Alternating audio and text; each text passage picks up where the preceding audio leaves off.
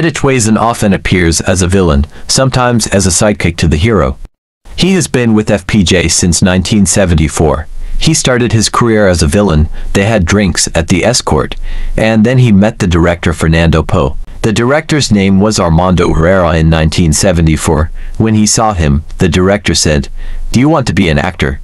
He agreed to the director's offer, and that's why he was with two famous action stars, Tony Ferrer and Fernando Poe Jr. On February 27, 2025, Edith Wazin suddenly passed away from a heart attack, which is also known as a myocardial infarction. A heart attack happens when the blood flow to the heart is blocked, causing damage to the heart muscle. Ayun, bumaba na yung pasahero. Sumakay na kayo, baka maunahan pa kayo, ha?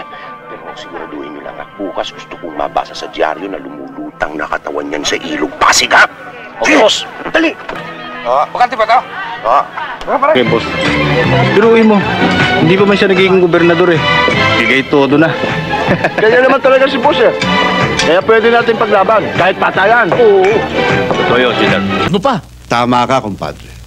Gumawa sila ng kasalanan, dapat pagdusahan nila. Bueno, kumpadre. Mabuti na intindihan mo, kumpadre. Sige, mauna na ako. Si Judge na lang kakausap. Tirayan na natin ang matapos na. Hoy, Billy. Mabuti pa, umamin ka na. Para pare-pareho tayong hindi mahirapan. Diyan, ang lalaki. Anong kailangan mo kay Colonel? Okay. Ikaw? Ipapatawag ni Hepe? Bakit? Ano ka? Amin, sige na. Pakalangawin pa kami rito. Di ba yan yung dating leader ng Notorious Gang na nag-ooperate ngayon sa Kabisayaan? Katunayan nga sir malaki nakapatong sa ulo ngayon yan Nandito na pala ngayon yan.